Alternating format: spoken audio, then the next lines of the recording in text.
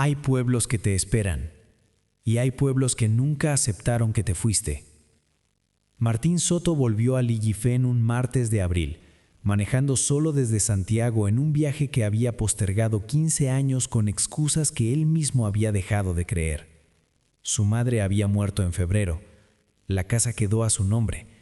El notario le dijo que tenía que firmar cosas en persona, que no se podía hacer todo por poder, que tenía que ir. Martín dijo que sí, que claro, que la próxima semana. Tardó 2 meses más. No era que no quisiera volver, era algo más difícil de nombrar, una resistencia sin forma precisa, como cuando uno sabe que hay una conversación pendiente y la va postergando no por cobardía, sino porque intuye que una vez que empiece, algo va a cambiar para siempre. Entró al pueblo pasadas las 4 de la tarde con la luz baja del otoño austral pegando de lado sobre el lago Ranco, que estaba quieto y oscuro como siempre en esa época. Lillifén era un pueblo de menos de 2000 personas, de esos que parecen existir en un paréntesis del tiempo nacional, donde los almacenes siguen teniendo el mismo letrero desde los años 80 y los perros duermen en la mitad de la calle sin que nadie los mueva. Todo estaba igual. Eso fue lo primero que pensó, y en ese momento le pareció simplemente eso, que los pueblos chicos cambian poco. Normal, lógico. Paró en el único hostal del pueblo, porque la casa de su madre no estaba en condiciones de recibir a nadie todavía. La señora que atendió era la señora Inés, que había sido la señora Inés toda su vida y que lo miró cuando entró como si lo hubiera visto el jueves pasado. «Martín», dijo, sin sorpresa, sin efusividad. «Qué bueno, ¿una noche o más?» «2 o 3, creo», dijo él. «Tengo trámites». «El cuarto del fondo está listo», dijo ella, y le pasó la llave sin pedirle documento, sin preguntarle nada más.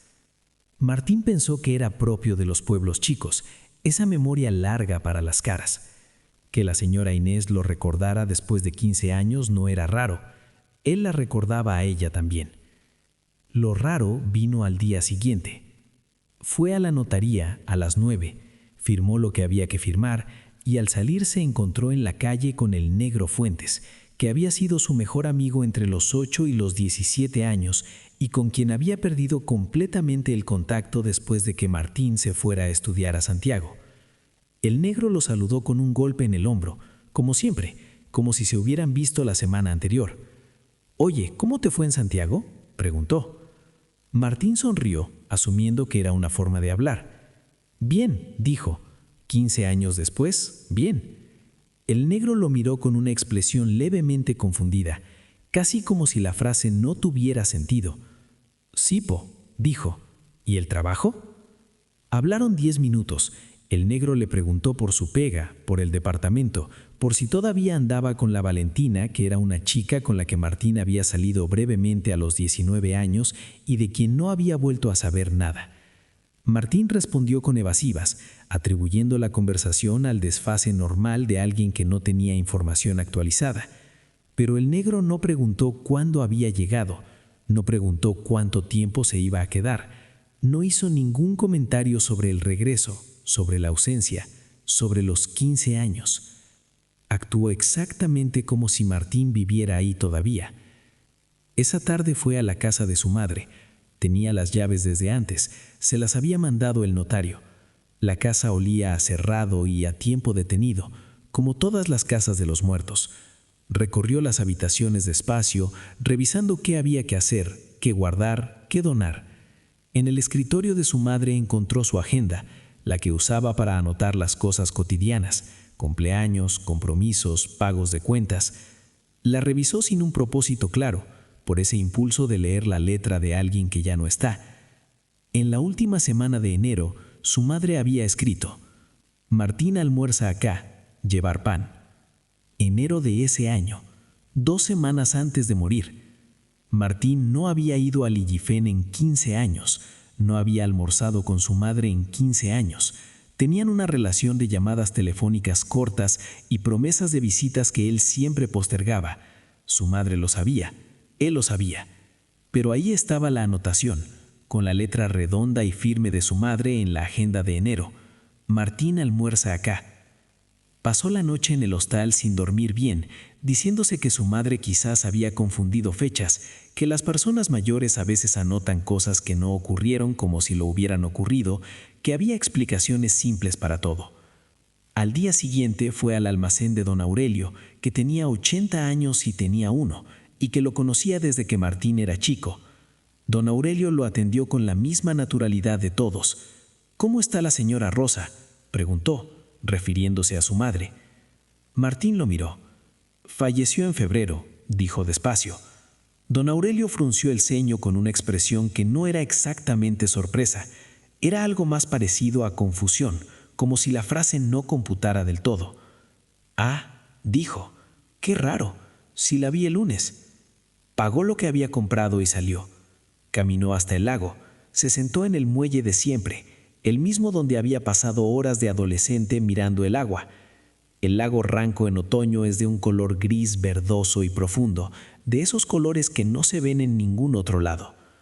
Martín miró el agua un rato largo y trató de ordenar lo que estaba acumulando. Nadie en el pueblo había reaccionado a su regreso como si fuera un regreso. Nadie había dicho «qué sorpresa», ni «cuánto tiempo», ni «cómo que volviste». Su madre había notado un almuerzo que no ocurrió. Don Aurelio decía haber visto a una mujer muerta el lunes. Había dos explicaciones posibles. La primera era que el pueblo entero compartía algún tipo de desfase colectivo, una forma de negar el tiempo que Martín no entendía, pero que tenía raíces en algo que él desconocía. La segunda era más simple y más difícil de sostener sin que se le moviera algo adentro, que para el pueblo los últimos 15 años no habían ocurrido, que para el pueblo los últimos 15 años no habían ocurrido. Esa noche, antes de dormir, buscó en su teléfono las pocas fotos que tenía de Li Yifeng. Había una que le había mandado su madre hace años, sin contexto, de la calle principal del pueblo. La revisó haciendo zoom buscando algo que no sabía bien qué era. En la vereda del almacén de don Aurelio, borroso por la distancia pero reconocible por la ropa, había alguien que podría ser él, una figura de espaldas, mirando hacia el lago. La foto era de 2015.